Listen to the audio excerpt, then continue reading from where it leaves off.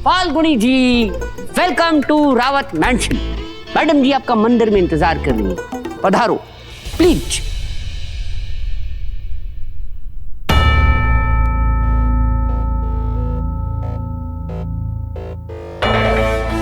आओ फाल्गुनी, मैं तुम्हारा ही इंतजार कर रही थी।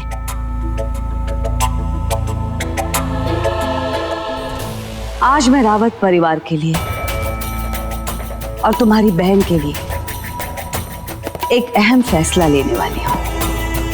और सुना है ऐसे फैसले मंदिर में लिए जाए वो अच्छा होता है।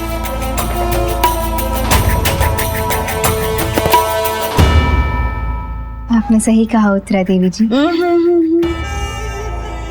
उत्तरा देवी नहीं, समधन कहो।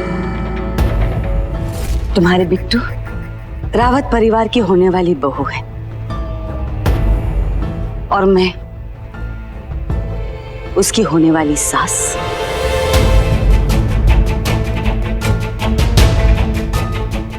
तुम्हारी बहन तुम्हें जीजी मां कहती है ना, तो उस नाते तुम हमारी समधी हुई, इसीलिए तुम मुझे समधन कह सकती हो। लेकिन समधी बनने के लिए दो घरों में बराबरी तो होनी चाहिए। ये तो बात तुम्हें भी पता है और मुझे भी कि हम दोनों में कुछ भी एक जैसा नहीं है। हम दोनों में उतना ही फर्क है जितना जमीन और आसमान में होता है। लेकिन फिर भी मैं दोनों घरों को एक करना चाहती हूँ। पता है क्यों? मेरे बेटे विधान के लिए। वो मेरी जिंदगी है, मैं उसके लिए कुछ भी कर सकती हूँ। रावत परिवार अपने समधियों को परिवार का एक हिस्सा समझते हैं। तुम्हारी बहन अब रावत परिवार का हिस्सा बनने वाली है और उस नाते तुम भी रावत परिवार का हिस्सा बनोगी। रावत परिवार में लोगों को जो नियम लागू होते हैं वही नियम तुम्हें भी लागू होंगे। हमारे परिवार में नियम मुखिया बनाता है। मुखिया तो जानते हो ना तुम? मुखिया मतलब सरदार, जैसे डाकुओं का सरदार हुआ करता था। डिस्क्या डिस्क्या। मैडम जी मैं वहां वेट कर रहा हूं। मुखिया वो होता है जिसके पास परिवार के सर्वाधिकार सर्वोपरि होते हैं और रावत परिवार की मुखिया मैं। वैसे देखा जाए तो मेरे पति इस घर में सबसे बड़े हैं, लेकिन रावत परिवार का बिजनेस, ये घर सब मैं संभालती हूँ। सबकी डोर मेरे हाथ में है। मैं जो कहती हूँ वही इस घर में होता है। सारे फैसले मैं लेती हूँ और सबको वो मानने पड़ते हैं। और अब तुम इस घर की सदस्य बनने वाली हो, तो सारे नियम तुम्हें भी मानने पड़ेंगे। मुझे आपके हर नियम, हर फैसले मंजूर हैं उत्तरा देवी। कहिए, आपको मुझसे क्या चाहिए? बस तुम्हारी जिंदगी, तुम्हारी जिंदगी, तुम्हारी जिंदगी, तुम्हारी जिंदगी।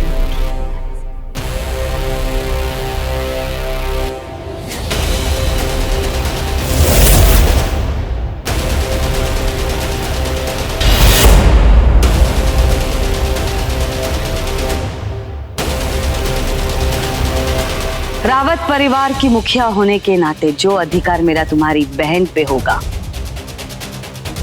वही अधिकार तुम पे भी होगा। अगर तुम अपनी बहन से प्यार करती हो, उसकी खुशियां चाहती हो, तो तुम्हें अपनी जिंदगी मेरे पास गिरवी रखनी पड़ेगी।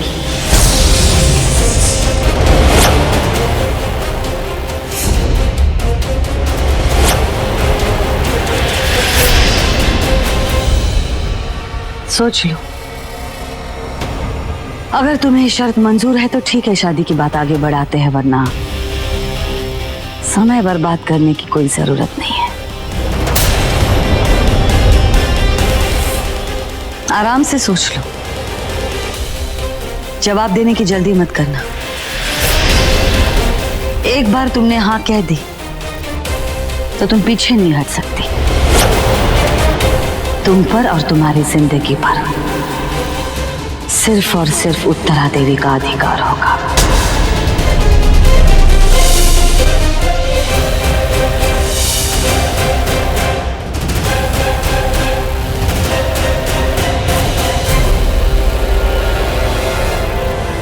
मैं फैसला ले चुकी उत्तरा देवी जी। जहाँ बिट्टू की खुशियाँ दाव पे लगी हूँ, वहाँ फैसला लेना बहुत आसान है, लेकिन झिझक सिर्फ इस बात की है कि हर इंसान की जिंदगी इनके हाथों में है। तो इनसे बिना पूछे मैं अपनी जिंदगी आपको कैसे दे दूं?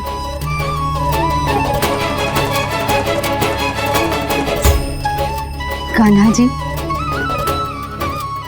माँ के गुजर जाने के बाद हम सिर्फ आपके सहारे पे जिए।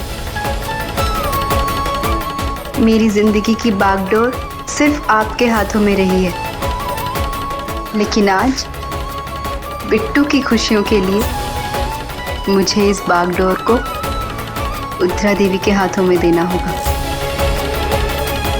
हो सके तो मुझे माफ कर दीजिएगा।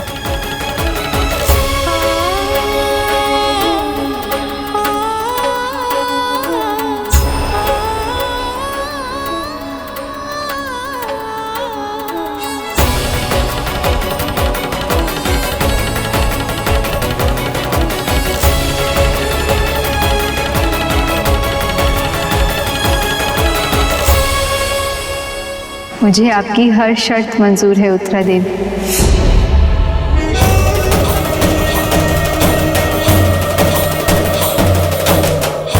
गुड, मुझे तुमसे यही उम्मीद थी।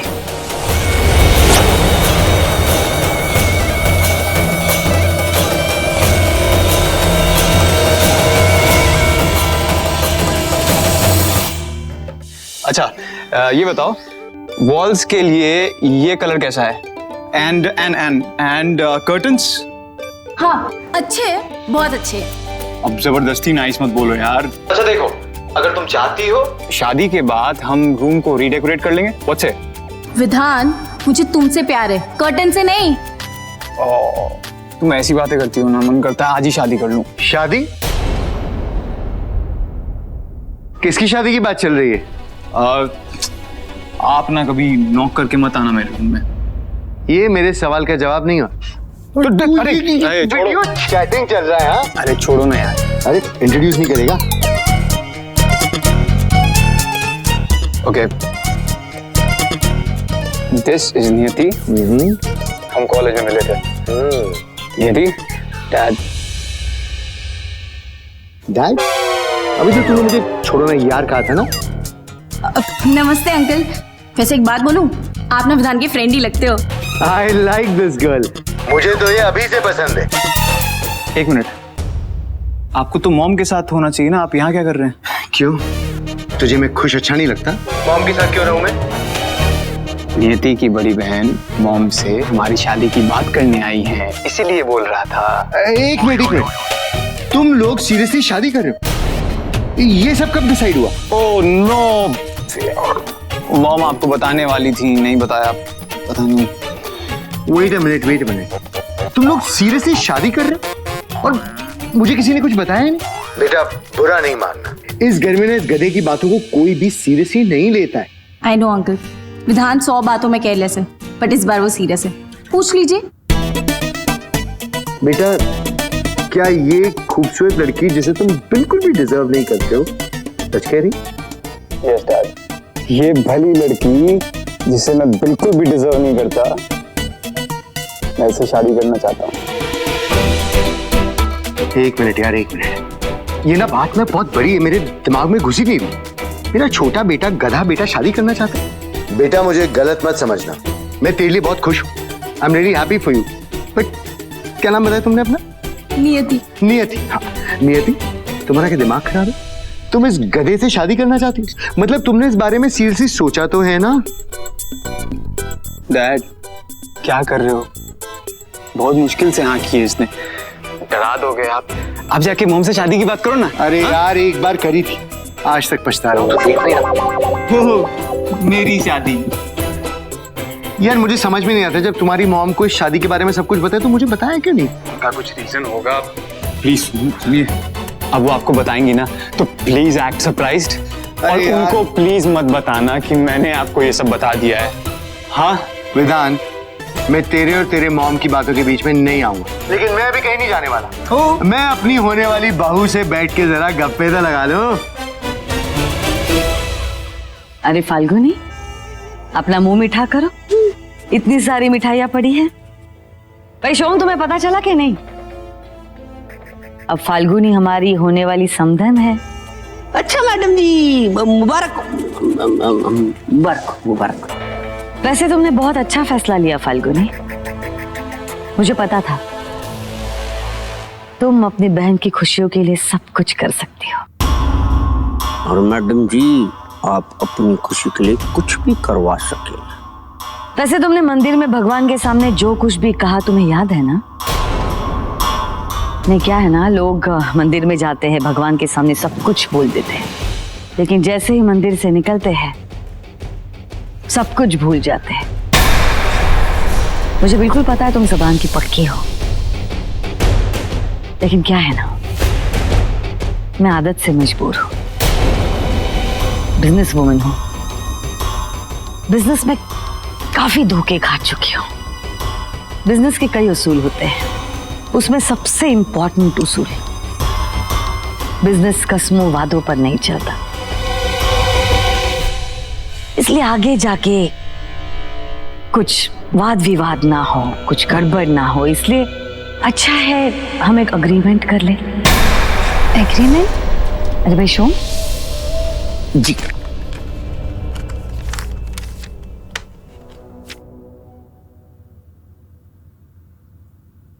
चौंक क्यों गई? बड़े बड़े घरों में ऐसे अग्रीमेंट्स होते रहते हैं, एंड स्पेशली शादी के वक्त तो बहुत जरूरी है। और डरो मत, इसमें ऐसा कुछ भी नहीं लिखा जो तुम्हें नहीं पता। इसमें वो सब कुछ लिखा है जो तुमने मंदिर में भगवान के सामने कहा, कि आज से तुम अपने आप को, अपनी जिंदगी को उत्तरा देवी के हवाले कर रही हो। तुमने वहां मंदिर में भगवान के सामने जो कुछ भी कहा ना, बस ये उसका लीगल स्वरूप है। पढ़ लो, ठीक से पढ़ लो, उसके बाद ही साइन करना, क्योंकि एक बार तुमने साइन कर दिया और ये अग्रीमेंट तोड़ा तो चाहकर भी मैं तुम्हारी मदद नहीं कर सकूंगी।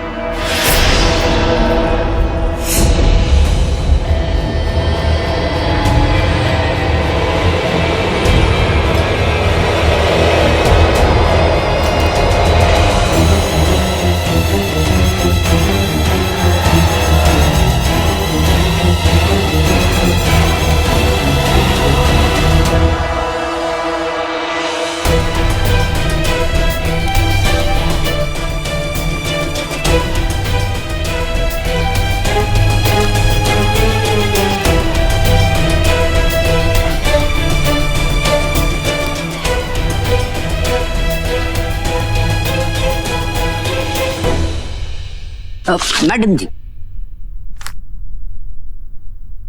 उत्तरा देवी, आपने ये एग्रीमेंट बनवाकर खामखा ही अपने वकील को तकलीफ दी। बिट्टू के लिए तो मैं किसी कोरे कागज पर भी साइन कर देती। नमस्ते समधन जी, मैं चलती हूँ।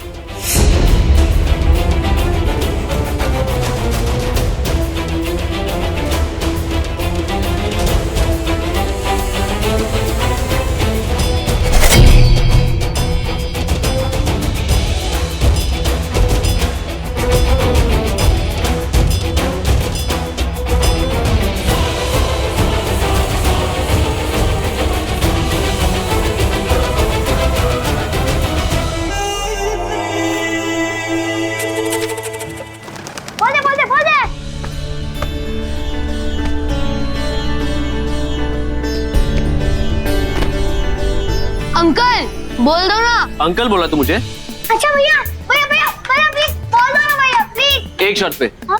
मैं भी फुटबॉल खेलूं।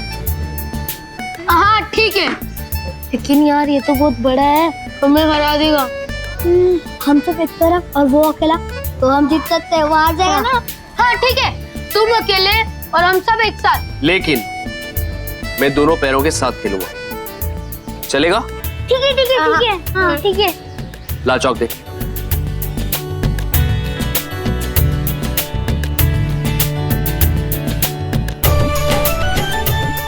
ये मेरा गोल, वो तुम्हारा गोल, ठीक है?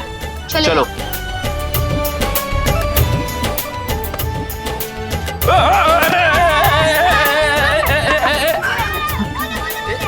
ये मेरा बोला।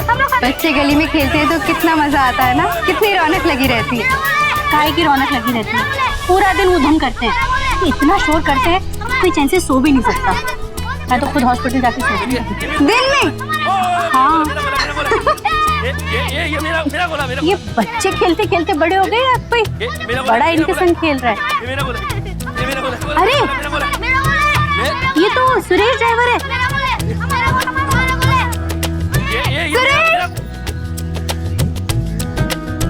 ओए ओए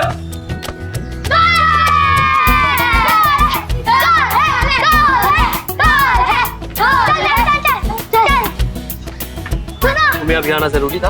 मैं अच्छा वाला गोल करने वाला था और तुमने आवाज दे दी। तुम फुटबॉल खेलने आए हो क्या यहाँ? हाँ, बच्चों से मिलने आया हूँ। क्यों? आप मेरा मतलब तुमसे मिलने आया हूँ। तुम बच्चे हो? हाँ, मेरी शादी नहीं हुई ना, तो मैं बच्चा ही हूँ। और बचपना जब तक बना रहे उतना अच्छा है। बिल्कुल ठीक कह रहे हो तुम सुरेश। अरे हमारी फाल्गुनी है ना, ये तुमसे बिल्कुल ही उल्टी है। ये तो बचपन में भी बच्ची नहीं थी। मैडम जी, चाय बहुत अच्छी है, परमिशन के लिए धन्यवाद। शोम, तुमने वो अलादीन की कहानी सुनी है? मैडम जी, बचपन में सुनी थी अलादीन और उसकी चिराग की कहानी। मेरे हाथ में जो अग्रीमेंट है ना, किसी चिराग से कम कीमती नहीं है। उस चिराग में वो जिन कैद था और इस अग्रीमेंट में फाल्गुनी की खुशियां, उसके सपने, सब कुछ कैद है। मैं उस फाल्गुनी को अब जब चाहे गुलाम की तरह इस्तेमाल कर सकती हूँ। मैडम जी, बुरा मत मानना, लेकिन मनने लगे कि फाल्गुनी आपको उल्लू बनागी। मतलब आपको लगे कि आपकी मनमानी हो रही है, लेकिन मनमानी तो फाल्गुनी की हो रही है। अरे विधान बाबा की शादी हो रही है उसकी बहन के साथ। कौन सी शादी? किसकी शादी? ना कोई शादी होगी, ना कोई बच्चा इस दुनिया में आएगा। पर मैडम जी, एक बात कहूं, विधान बाबा ना वो नियति जी के लिए बहुत सीरियस लाके, एक बार तो उन्होंने अपनी जान लेने की कोशिश की, कर दोबारा विधान बाबा ने गुस्से में आकर ऐसा कुछ किया तो। ऐसा कुछ भी नहीं होगा शोम, मैं ऐसा होने नहीं दूंगी। उत्तरा देवी अपनी गलतियां दोहराती नहीं है। मैंने कहा था ना तुमसे, अब शीत युद्ध होगा। ऐसे हालात पैदा करूंगी ना कि वो दोनों बहनें सामने से इस शादी के लिए मना कर देंगी और मैं हमेशा की तरह मेरे बेटे की अच्छी मां बन जाऊंगी। इस बार सांप भी मर जाएगा और किसी को पता भी नहीं चलेगा कि लाठी किसके हाथ में थी। पर आप ये करेंगी कैसे? उस फाल्गुनी को बर्बाद करने का एक अचूक मंत्र है मेरे पास।